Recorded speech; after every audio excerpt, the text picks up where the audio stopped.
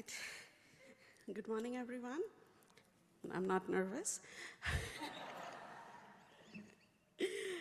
I am a faculty at the physics department here at Augsburg, and I also identify as an interdisciplinary scientist with research and expertise that lies at the intersection of physics, biology, mathematical sciences, and engineering.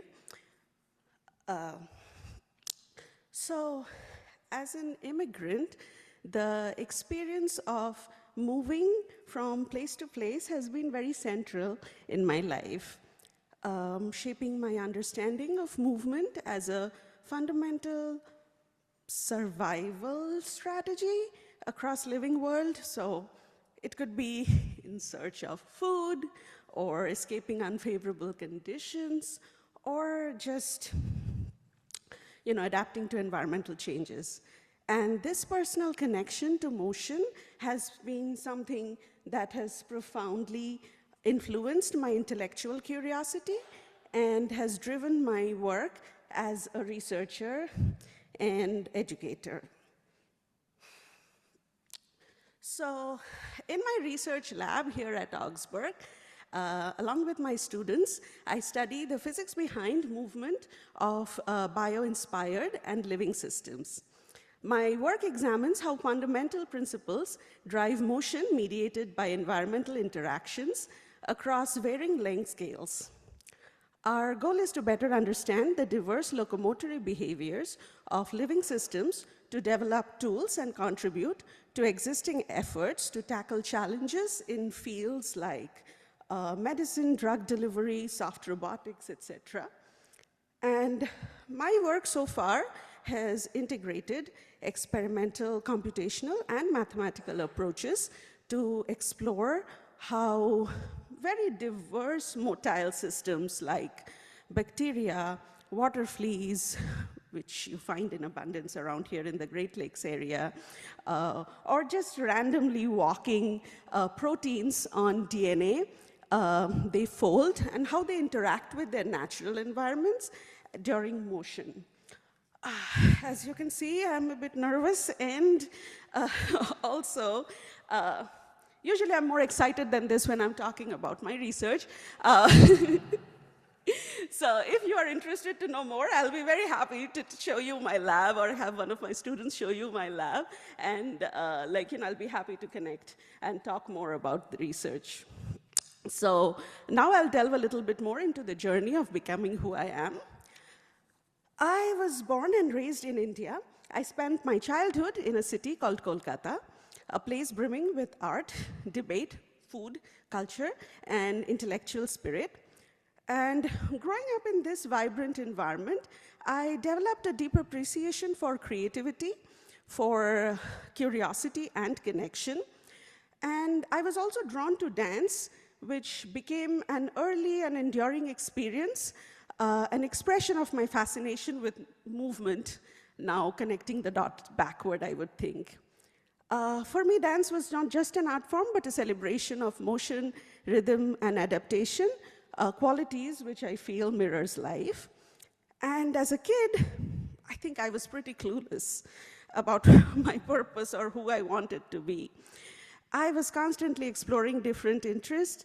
I love to read detective novels, and I would imagine myself as this private investigator, unraveling mysteries and spending sometimes just thinking about all of that, and then some days would be just dabbling and doing some dancing, and then sometimes just doing like this scientific experiment, which I like to think of science. Looking back now, I don't know if I can call science anymore.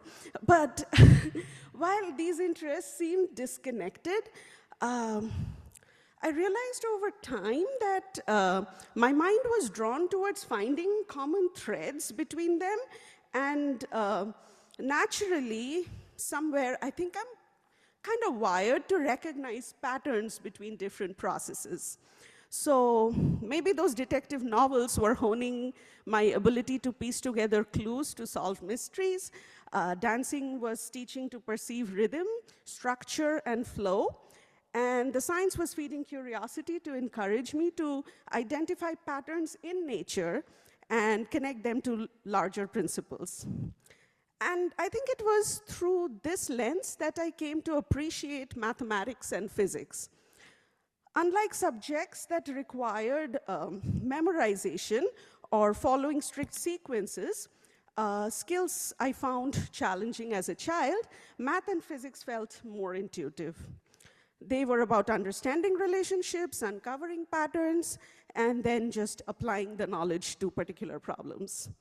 And I think I carry that childhood sense of discovery and joy for recognizing patterns into whatever I do today, including my research and mentoring.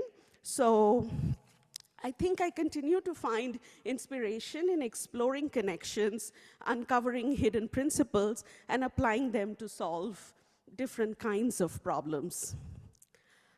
My personal history is also deeply shaped by my mother's journey as an immigrant who moved to India from Bangladesh during the Liberation War, which was a time of widespread violence, political repression, and humanitarian crisis. Her resilience in rebuilding her life taught me that movement, whether physical, emotional, or intellectual, is often a fundamental strategy for survival and growth. Although her true passion laid in literature, she was unable to continue her education, and instead she took up a job at a bank to support our family, a role she held for many years because it offered financial stability. Despite the demands of her hectic day job, raising 2 children and managing a household, she never really let go of her love for writing. She would find solace and strength in putting pen to paper and keeping her passion alive amidst the chaos of life. And her journey taught me the strength and joy of holding on to a passion, no matter what the circumstances. Now, being the problem solver I like to think myself to be, I wanted to integrate my passion into my profession so I did not have to struggle to find balance between work and what I truly love to do. So instead of compartmentalizing my interest, I worked towards building a career that would somewhat seamlessly try to incorporate them all. So this desire to merge passion with profession led me to a path where, creativity, curiosity, and problem solving would all converge. And this one seemed like, being an educator, being faculty seemed like it would seamlessly converge. So, yeah, whether it's exploring the physics of living systems in my lab, or mentoring students, or simply drawing inspiration from connections around me, I have found a way to stay true to what I care about while also contributing meaningfully through my work. Like all immigrant parents, my mother had big dreams for me. Any guesses what she wanted me to be when I grow up? Doctor. Maybe engineer was a close second. I don't think even today she fully understands what I do for a living. She often jokes that I play with toys in my lab when I'm not teaching. But despite not fully grasping the intricacies of my work, I believe she appreciates that her daughter has built a life where she gets to live her passion every day through her job. And her journey and values, since my mother's journey and values have truly and deeply influenced me, I am grateful for the resilience, the creativity, and the love for learning that she has instilled in me. And I hope my work keep reflecting these lessons in some way. Another central part of my job is teaching, a passion I discovered during my undergraduate years when I began teaching a group of underprivileged children through a social involvement program in my college.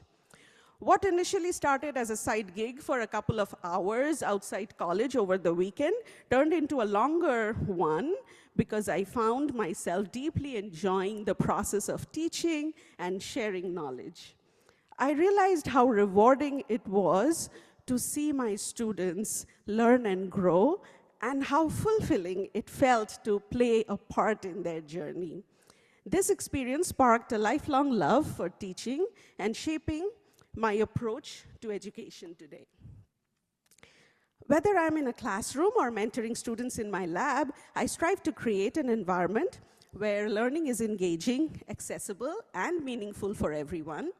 Over time, I have worked to refine my teaching by learning more about effective learning strategies and adapting my approach to cater to a diverse group of students. And this journey has taught me that teaching is not just about transferring knowledge. It's about fostering curiosity, building confidence, and creating a supportive space where students from a diversity of socioeconomic background, outlook, and culture feel equally welcome and empowered to learn, unlearn, and grow. My goal is to meet each student where they are in their journey and help remove barriers that might stand in the way of their success. These barriers could be academic, maybe deeply systemic, sometimes beyond my immediate control, I have realized. But like my students, I see myself on being on a journey of these continuous learning, unlearning, adapting, and growing as a teacher and mentor, where I am also learning to tackle diverse problems pertaining to the complicated landscape that exists around us. And I feel we are all in this together. And I think challenges are inevitable, but probably the resilience lies in not giving up. And it's about creatively solving problems and working around obstacles to become a better version of ourselves. And I encourage my students to understand this reality. Now, despite the joy of doing science and teaching, I was still uncertain about pursuing a career in academia. What bothered me was the thought that I might not be as effective or capable as the mentors I saw around me during my grad school years. These mentors, I realized later, thinking about it, were mostly men, and in physics, even today, remains like pretty male-dominated field. And so as a woman of color, I struggled to identify with an academic path in front of me. And a part of me did not really believe that I could succeed in this space. It wasn't until my postdoctoral studies, like as late as postdoctoral, so I finished my grad school and I was doing post-grad school, I met my first woman mentor, Ashley Carter, when I was at Amherst College. And watching her navigate the complexities of academia, sometimes excelling, sometimes struggling, and at times showing her vulnerabilities while also stepping into this super warrior mode just to make it through the day, was somehow very transformative. I realized that I didn't need to be a flawless version of myself to thrive in academia, but probably just an authentic one. Ashley helped me see that as long as I enjoyed what I was doing, on most days, it was worth pursuing the path. When we run into conferences these days, like, you know, we kind of look into each other like, are we enjoying? And we say, most days. I realized that what I bring to the table is unique. No one else can offer the same perspective or experience. And by embracing who I am, probably I make an impact. And why deprive the world of that just out of fear of not being perfect? It was this realization that helped me embrace my place in academia, I would say, and accepting my imperfections and allowing myself to grow and contribute in my own way.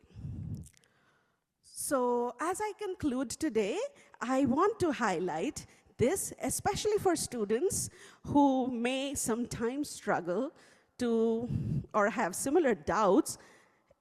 It's okay to feel uncertain.